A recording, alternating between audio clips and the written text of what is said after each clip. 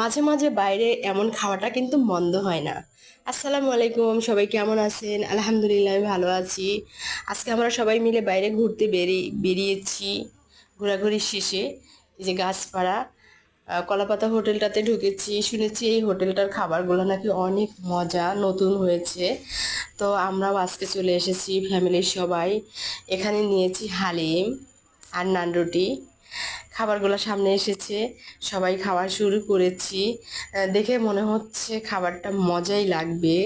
খাবারটা দেখেই লোভনীয় লাগছে। তো বিসমিল্লাহির রহমানির রহিম বলে সবাই শুরু করতেছি। খেয়ে দেখবো কেমন, তারপর তোমাদের জানাচ্ছি। দেখো রুটিগুলা কি সুন্দর ফুলে উঠেছে, নান রুটিগুলা।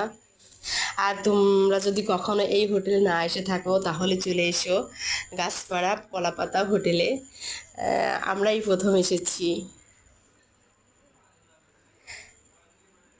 তোমরা নিজেরা এসে খেয়ে দেখতে পারো হোটেলটা আসলে খাবারগুলা কেমন।